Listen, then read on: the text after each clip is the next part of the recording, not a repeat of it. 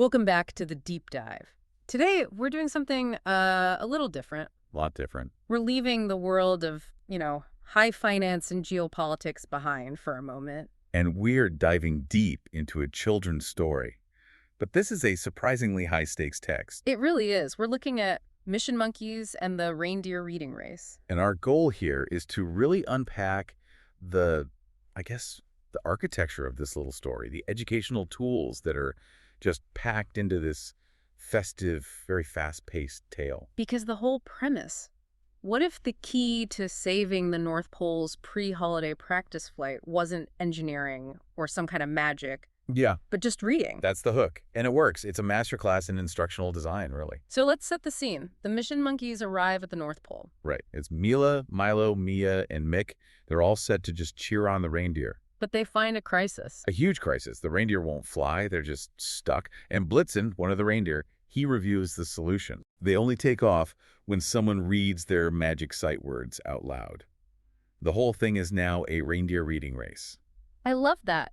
Okay, so let's unpack this team. The four monkeys, because they're not all the same, are they? Not at all. And that's part of the genius here. Each one is a different model for the young reader, a different way of learning. So first you have Mila. She's the leader, right? She is. Yeah. She's quick with the sight words, with the clues. She kind of models what success looks like. Then there's Milo. Milo. He's the one who's a little distracted. He accidentally starts racing in the wrong direction at one point. Which is very relatable for a 5-year-old. Exactly. It shows that, it's okay to get distracted. You can still get back on track. And Mia. Mia is the focused one, the one who's really great at reading aloud. She's the methodical, careful student. Okay, but my favorite has to be Meek.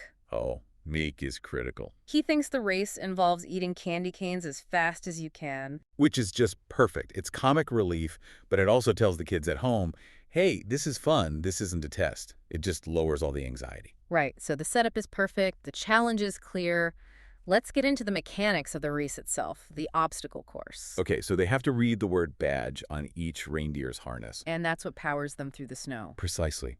And what's really interesting is that Mila, the leader, she immediately breaks that fourth wall. Right. She asks the audience, the kids at home, to help read the words. Yeah. And that's a huge deal. It makes it active learning. You're not just watching. Your voice is actually needed to make the story happen. You are part of the Mission Monkeys team. You are. Okay, so let's hit the course. Reindeer number 1, Dasher. Mia takes the lead on this one. She does. And the word is S-N-O-W. A nice, simple, phonetic start. A perfect choice for the first word. It builds confidence right away. And when she reads it correctly. Whoosh! Dasher zips through a candy cane tunnel. That sensory feedback is so immediate.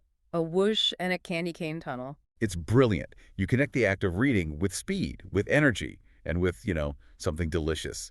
It's instant positive reinforcement. Okay, so on to reindeer number 2. This is Dancer. And Milo steps up. And the word is B-E-L-L. Another good phonetic word. Right. They're still building on that foundational skill. And when he gets it, D-ing, D-ing. So now we have an auditory reward. Exactly. Dancer shoots over a gumdrop jump. So now success isn't just a whoosh, it's a sound.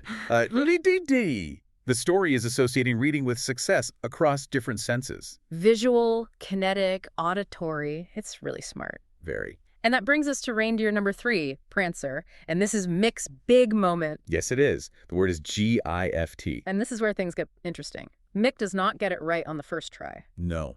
He makes, I think, one of the most memorable mistakes in early reader literature. He guesses, Gusheftkako. A taco, of course. It's hilarious, but from a teaching perspective, it's invaluable. Why is that mistake so important? Because it models failure in a safe, funny way.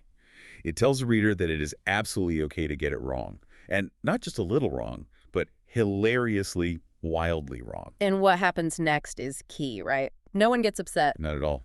Mia just helps them. They get the right word, gift and zoom. Prancer soars through a tinsel hoop. The mission isn't derailed. A mistake is just a small bump in the road. That's the lesson. Resilience. The reward, the zoom, still happens. You just have to persevere. Which leads us to the final and most difficult challenge. Rudolph. And Mila holds up the word, which the story itself calls tricky. The word is L-G-H-T. And this is a very deliberate choice. Oh, so? Well, S-N-O-W and B-E-L-L followed nice regular phonics rules. You can sound them out. Mm-hmm. But L-I-G-H-T, That GH is silent. It's irregular. So it's a different kind of reading skill. Exactly. It requires a bit of whole word recognition. You sort of just have to know that word. So the story is subtly teaching that there's more than one strategy for reading. So after modeling phonics, it introduces a sight word that breaks the rules. Precisely. And the payoff for getting the trickiest word has to be the biggest. And it is. Rudolph's nose glows extra bright, and he blasts down the final stretch. Maximum power for the most difficult task. The race is won, The narrative tension just releases. and the sight words were the fuel for the whole thing. So the race is over, the reindeer are all floating above the snow now, which means the practice run was a success. The mission is complete, but the story adds another layer of validation. Right. Santa arrives. On a sled made of peppermint planks, no less. Of course he does. And he delivers the ultimate praise.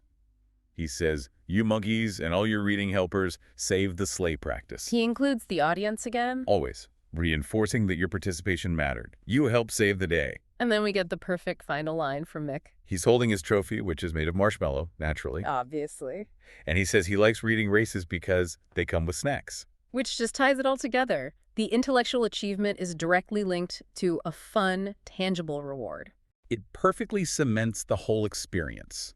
Learning is fun, heroic, and yes, it comes with snacks. So if we pull back, what does this all mean for, for the adults listening who are thinking about how we teach and learn things? Right. What are the big takeaways here? Well, I think there are 4 clear things this story just nails. First, pure sight word recognition. You are not going to forget snow, bell, gift, and light after this. The repetition and the stakes are too high. Exactly. Second is the phonics practice. It explicitly encourages sounding words out and gives you that immediate feedback. Third, and this might be the biggest one, confidence. Yes. The story demands that you read out loud. It turns reading from this, passive internal thing into an active power. Your voice makes reindeer fly. It's a superpower. It is a superpower. And that's the 4th point, really. The core message is that reading can be magical. It can solve huge problems. So it really uses those emotional stakes of saving the flight to turn a vocabulary list into an adventure. And the victory is so multi-layered. You save the day, you get praise from Santa, and you get a marshmallow trophy. It hits on every possible motivation. Intrinsic, extrinsic, all of it. All of it.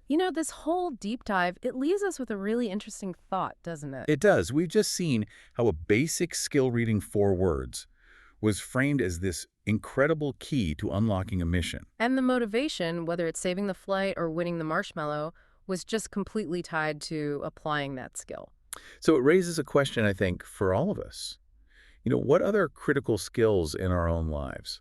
Skills that can sometimes feel a bit tedious. Like learning new software for work or finally figuring out personal budgeting. Right. Could those things be taught more effectively if we reframe them? What if, instead of just being a boring lesson, learning that skill was presented as the final magical key you needed to complete a really important mission? Moving your own reindeer with phonics. Something for you to think about.